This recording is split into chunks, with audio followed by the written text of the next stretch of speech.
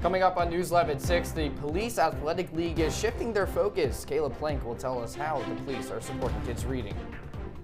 Plus, St. Patrick's Day is getting closer. How Syracuse locals are celebrating.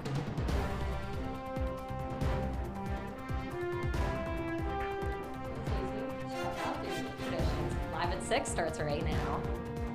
This is CitrusTV News Live at 6, your campus news leader. Hello and welcome to News Live at 6 for this Monday. I'm Max Williams. And I'm Marie Achkar. Literacy levels here in Syracuse are a problem, and the Syracuse Police Athletic League is working to change that. Yeah, that's right. CitrusTV reporter Caleb Plank saw how the league is helping Syracuse youth. The Police Athletics League, also known as PAL, builds the bridge between citizens and police officers.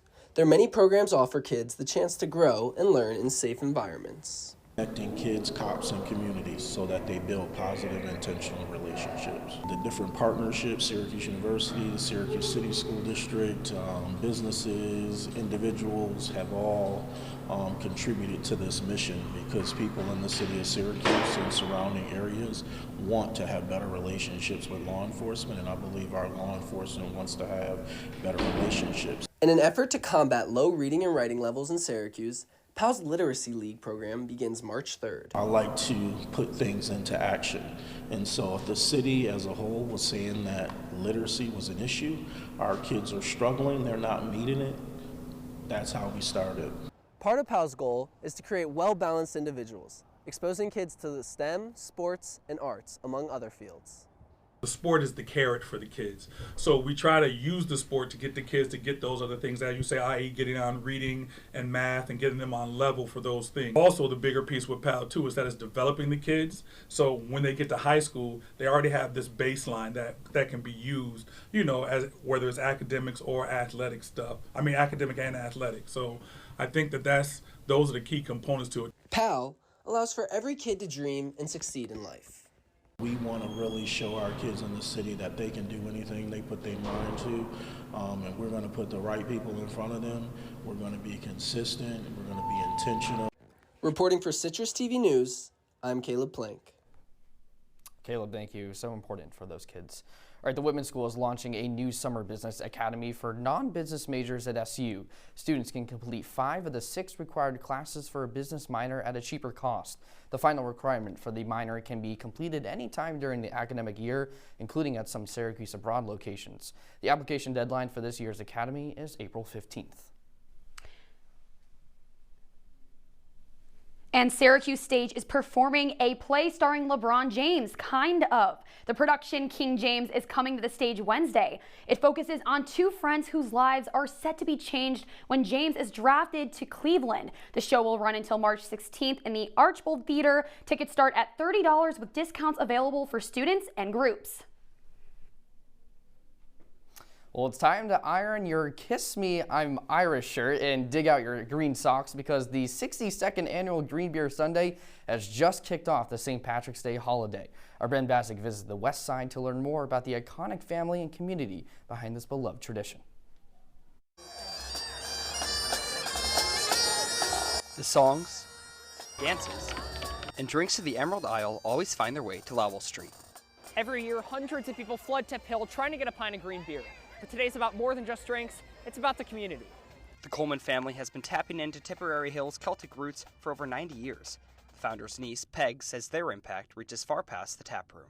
My Uncle Peter, God rest his soul, was such an amazing entrepreneur that he invented Green Beer Day to bring people in the last Sunday of February to get ready for St. Patrick's Day month. Well, I'm really proud of my family. Uncle Peter and Aunt Mary Pat did a lot to buy up and fix up houses and to have affordable housing here for people. The current manager of Coleman's Irish Pub, Dennis, picked up the torch after his father's passing 4 years ago. Just trying to make Dad proud, you know, for sure. So we're gonna keep it going. We've been doing this for over 60 years. Everybody comes. Everybody who's looking for a good time comes out for Green Beer Sunday. Bigger and better every year. Cade Milafocha, an Irish expression meaning 1,000 welcomes, is engraved beside Tip Hill's stone throwing statue, just one part of Peter's enduring legacy. My brother's the Grand Marshal. He lives a few streets over, and I also just moved into this neighborhood. I feel at home. This neighborhood is such a great community. I've never felt so a part of a community since we started doing this every year for the last 15 years. Happy to have this all guy this year.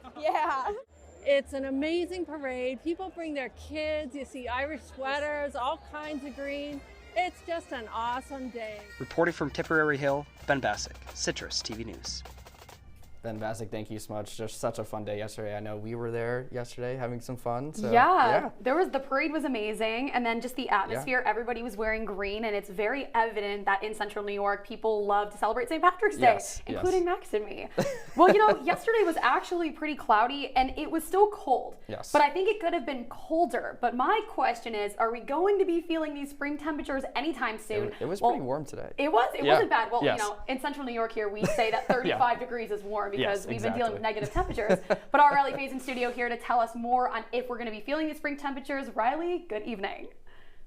Yeah, thanks, Max Marie. I'm definitely glad that it didn't snow or rain yesterday at Green Beer Sunday, but you're right, it was pretty chilly. Today, a lot of people are saying it feels much warmer, especially when you're walking around campus from class to class. It's currently about 46 degrees outside with a feels like temperature of 39, so it's still pretty chilly, but definitely compared to what we had like last week when it was in the teens and snowing and we had all that lake effect weather, it's definitely much nicer. So you still have to bundle up in a jacket, but you maybe don't need the scarf and the gloves. Looking at tonight, it's going to dip down, but just by 3 degrees. It's going to be about 43 degrees throughout the night with a feels like temperature of 36. Now, it is getting warmer, I guess you could say, if you call in the 40s warmer, but those wind gusts in the teens are making it feel a little bit chilly. But I'll have more in tomorrow's weather and later in the week, later in the show. Back to you guys. Riley, thank you so much. Well, Black History Month is starting to come to an end, but that doesn't stop the African American community in Syracuse from honoring their ancestors. Our reporter Vanessa Shimoni has more on how locals are taking time this February to celebrate and honor their roots. The Black Artists Initiative in downtown Syracuse hosted their 6th annual Blues on the Boulevard this Saturday, taking time to feature all sorts of Black creativity in the area. The night started with a mix of different artists, vendors, and designers selling their work and sharing why the event matters to them, one of them being an SU art teacher himself.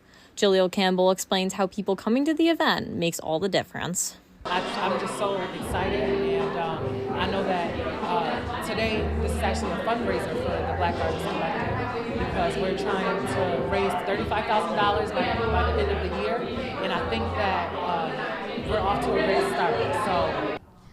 Now, the traditions don't just stop at the art and the retail. Plenty of music, poetic, and dance performances also took place to end the night. Malachi Simmons, one of the night's singers, shares how he feels about having the opportunity to celebrate his culture. I enjoyed it because, living in Syracuse, I haven't really seen a lot of events going on that had to do with Black History Month. So, them asking me to be a part of it, I felt honored. And, just me being here just showed how much I really cared about our community. Co-founder of Blues on the Boulevard, Shayla, says you don't have to go far to taste another slice of life.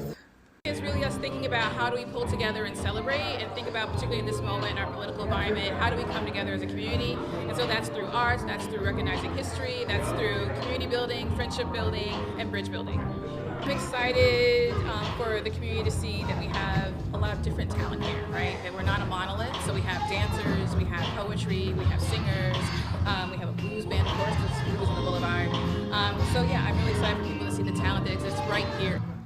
The event serves as a reminder to remember to broaden your horizons and take a moment to look at the world through a little bit of a different lens. For Citrus TV News, I'm Vanessa Shimoni. Vanessa, thank you so much. Well, officials are still investigating an inmate's death at an Auburn prison. 61-year-old Jonathan Grant was serving a 34 to 40-year sentence for rape and burglary when he was found unresponsive on Saturday. His death comes as many corrections officers across the state, including ones at Auburn, are on strike. We'll make sure to give you the latest updates when we hear more. Syracuse Democrats have their next candidate for mayor. Common Council Pat Hogan was endorsed by the city's Democratic Party after a vote from committee members. Deputy Mayor Sharon Owens was second in the voting and plans to challenge Hogan in the June primary. Hogan unsuccessfully ran for mayor in 2013, losing to Stephanie Miner. Hogan has been a common councilor for more than 13 years. And Governor Kathy Hochul is responding to Lieutenant Governor Antonio Delgado's decision to not run for re-election with Hochul. Hochul released a statement saying, quote, "Today, Antonio Delgado finally said out loud what has been obvious for some time. He is simply not interested in doing the job of the Lieutenant Governor of the state of New York," end quote. Delgado and Hochul have been at odds recently. This month, he called on New York Mayor Eric Adams to resign, while Hochul announced she would not use her powers to remove him. Delgado has not ruled out running against Hochul in 2026. Well, sticking with Governor Kathy Hochul, she announced earlier today a major expansion to the Metro North Railroad's rail car fleet. It will provide a New Haven line service to Penn Station and 4 additional stations in the Bronx. Earlier today, Hochul said, quote, "I am committed to advancing environmentally friendly and clean modes of transportation. That's how we fight the climate crisis," end quote. The upgraded trains will now run on battery and electric power, the first of its kind in North America. And coming up on News Live at 6, federal workers may bring legal action toward Elon Musk. Why they're suing? That's up next. Plus, the UN met on the 3rd anniversary of Russia's invasion of Ukraine, what they discussed and more after the break. Stay with us. Welcome to an excellent episode of Live from Studio B.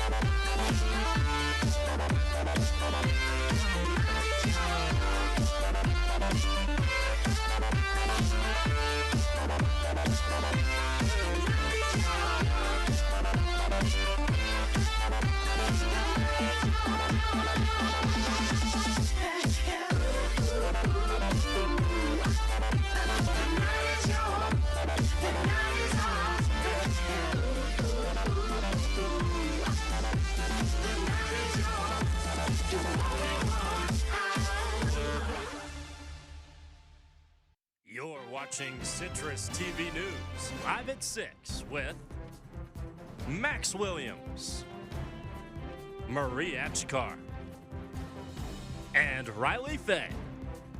And now, your campus news leader continues. Welcome back, everyone. Federal workers are suing Elon Musk after he threatened to fire them, demanding federal employees explain their accomplishments. This comes in part of Musk's efforts to downsize the federal government. The Office of Personnel Management, which functions as human resources for the federal government, said employees need to detail 5 things they did last week by the end of the day today. The lawsuit filed in California is trying to block mass layoffs pursued by Musk and President Donald Trump. Musk posted a statement on X saying, quote, "Those who do not take this email seriously will soon be furthering their career elsewhere," end quote. Thousands of government employees have already been forced to resign or were fired a month since Trump took office. The UN has refused to approve a U.S.-backed resolution to end the war in Ukraine.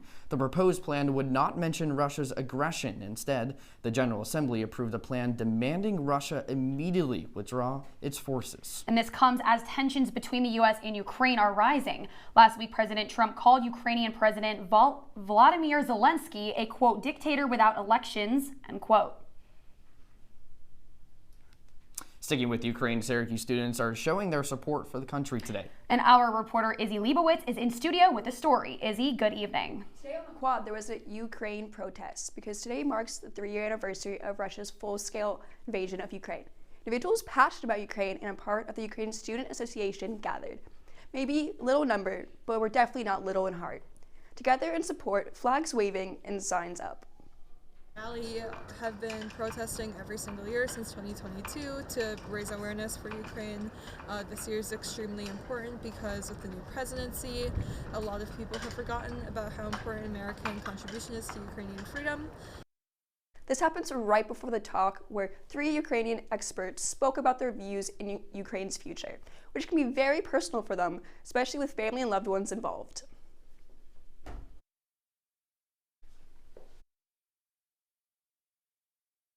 Need support now more than ever with the current situation, political situation in United States, and I just want to stand for the truth that Ukraine is a democratic country and we want nothing but peace.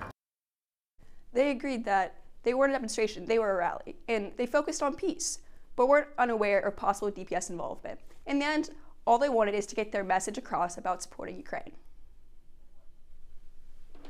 And coming up on News Live at 6, I'll have more on the rain you can expect tomorrow. Don't go anywhere. Jason, let's go see your room.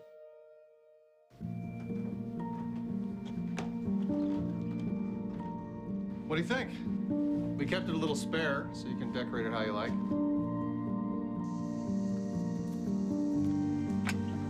Dinner! Go. Excellent. Soccer is fun. Yeah, I saw you guys out there. We're the family. Yeah! Oh, I thought you were on my team.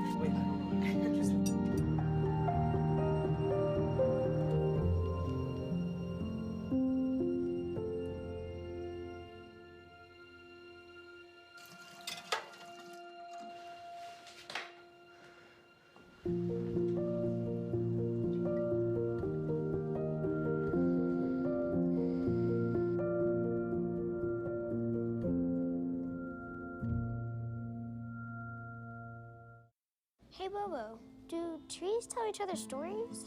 I'm sorry, I'm afraid I don't know that. Hey, why don't we go find out? Listen. Can birds draw pictures? I don't have an answer for that. Dad, do stars visit their friends? Look!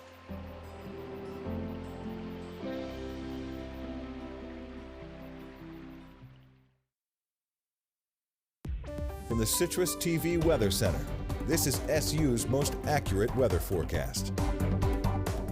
Yeah, welcome back. So throughout the week, we're going to kind of stay with the same consecutive weather that we experienced today, just about in the 40s. It's going to dip down later in the week, but tomorrow we're expecting rain from about 8 a.m. to 9 p.m. off and on throughout the day with no precipitation tonight. But throughout the week, it's going to get a little bit chillier as it goes down to about 31 degrees on Friday, or excuse me, 29 is the low, but we won't expect snow until Friday, although we will expect some rain throughout the week, experiencing it about every other day, Tuesday, Thursday, and then Friday with the snow. Tomorrow, though, high of 44 and low of 28. Going into later in the week on Friday, like I said, dipping down to 29, and that's kind of how it's looking all around the region. It's about 45 throughout the region. In the southern places like Ithaca, Binghamton, Elmira, it's getting a little bit warmer, but up north, it's still just in the 40s, so not too bad. Like I said earlier, you just need your winter coat, probably no gloves or hats, which is much nicer, and I'll have more on the rain later in the show. Back to you guys. Hey, Riley, thanks so much. I'm a fan of those warmer temperatures, I gotta say. Coming up in sports, Syracuse men's lacrosse faced off with a Northeast foe for the first time in 19 years, while the women's squad traveled down to Chapel Hill to open up ACC play. I'll let you know how both the teams fared over the weekend next, so make sure you stick around.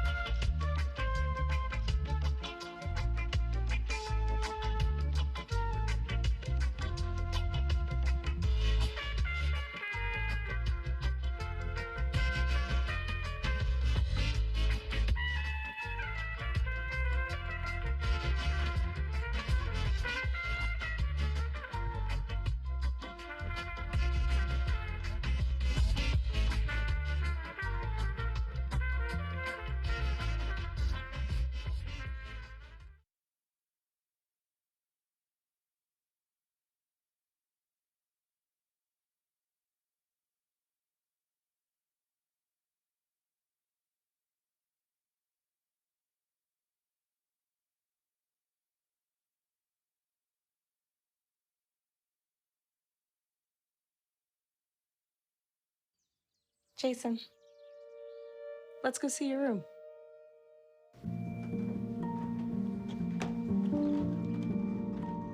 What do you think?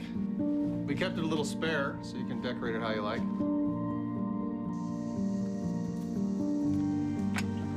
Dinner! Go.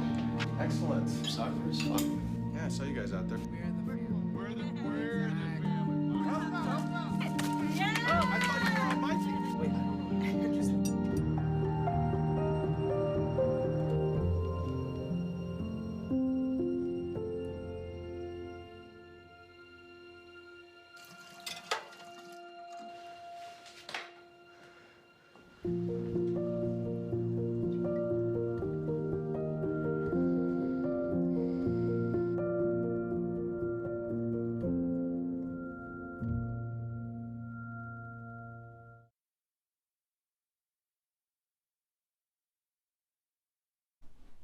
Men's hoops might have had the weekend off, but it was still a busy past couple of days for teams here on the Hill. Welcome into sports. I'm Sam Reis.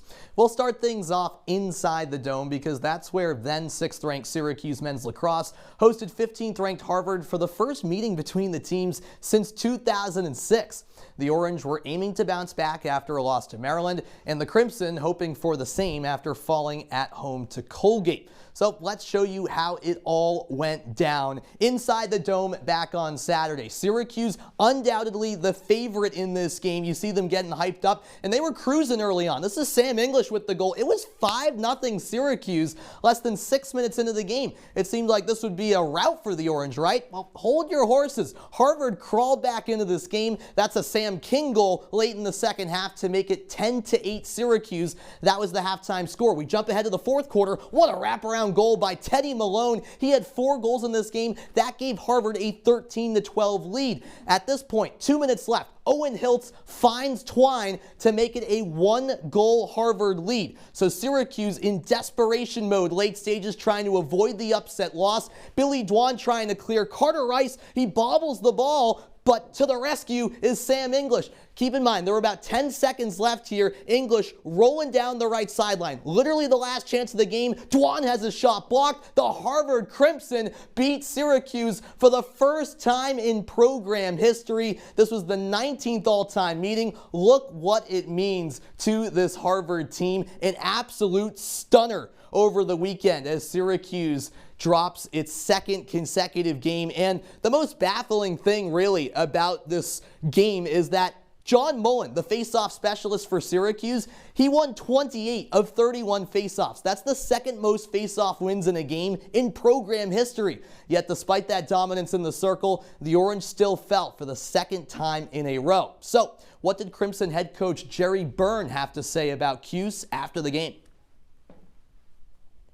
Back. Like, I know it's not going to be the storyline going forward, but that's a Final Four team.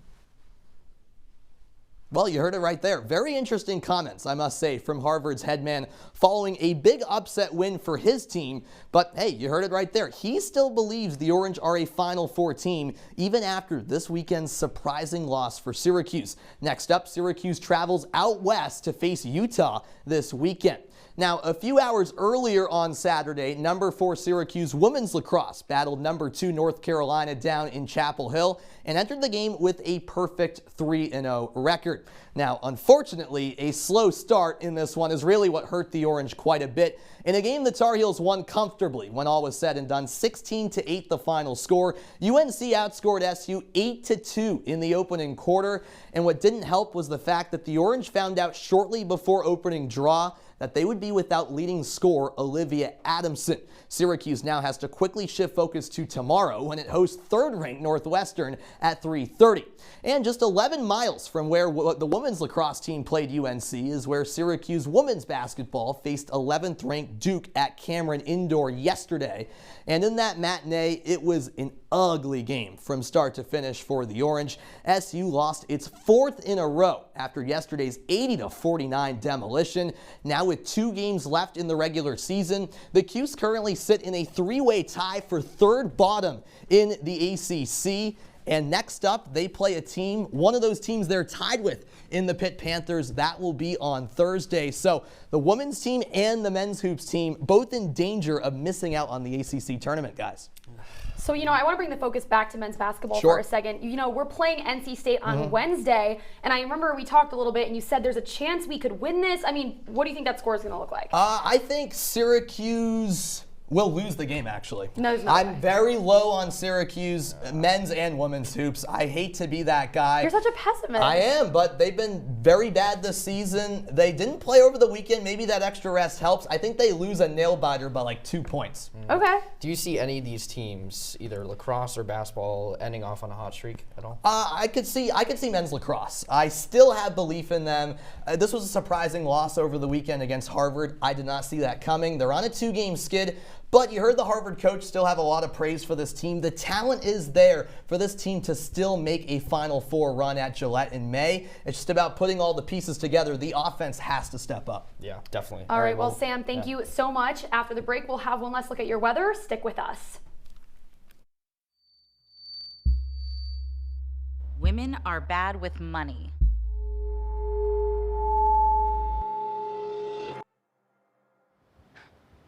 It's what the world's been saying for centuries. But now, we've got something to say. Save it. Save the old-fashioned advice, the empty excuses. It's all worthless, unlike us. To our fellow females, it is time to save ourselves by saving our money. Contributing to our futures, investing in our independence. Until we're no longer 80% more likely than men to live in poverty in retirement. So again, we say to that, save it. The falsehoods, the feelings of fault, then the funds. Learn how to save for your retirement at wesaysaveit.org.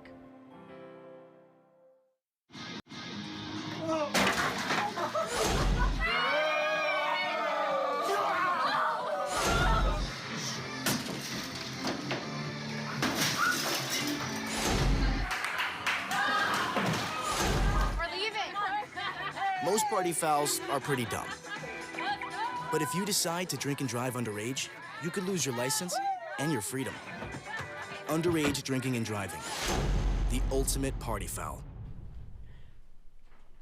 Welcome back. I mentioned a few times that it's supposed to rain tomorrow, but it's going to depend what time you wake up. This is about 8 a.m. when the rain's going to start, and it'll be about 40 degrees with a feels like temperature of 36. You definitely want umbrella, rain jacket tomorrow because it's still going to be a little bit cooler, and it's definitely going to be more noticeable with the rain. But with the rain comes a lot of melting of the snow that's currently on the ground. And let's take a look at the temperature specifically throughout the day. It's going to be around 41 to 43 at noon when it warms up a tiny bit, and then go back to 41 in the evening. I'll make sure I wear my rain jacket. It's supposed to rain all day? All day. Oh my gosh. Geez. That's brutal. All right. I know, I hate that. Snow's going to melt though. Yes, that's a good thing. Some All right, grass. yesterday marked the 31st Screen Actors Guild Awards. The SAG Awards are the last major award show before the Oscars Sunday. Timothée Chalamet won Best Actor for his portrayal of Bob Dylan in the film A Complete Unknown, and Conclave won Best Motion Picture Cast. Well, that's amazing. Yes, I know. That's really exciting. I mean, I don't know. I love Timothée Chalamet personally. Yeah. I mean, are you guys excited? The Oscars are coming up. Yeah. Who's going to be watching those? I know I will. I'll definitely be watching. Yeah. Okay. Not me. I love an award show. I got to find other hobbies outside of sports, so maybe I'll tune in. So you should watch the Oscars is what I'm hearing. Yeah, I should, but I probably won't. Okay, That's guys, fair. Sam There's is probably watching the better things to do. Oscars. We'll Well, get him anyways, too. that's Citrus TV News Live at 6 for this Monday. Don't forget, you can follow us on X and Instagram at Citrus TV News. Now for the entire Citrus TV News team, I'm Max Williams. And I'm Maria Achkar. Have a great night, Syracuse.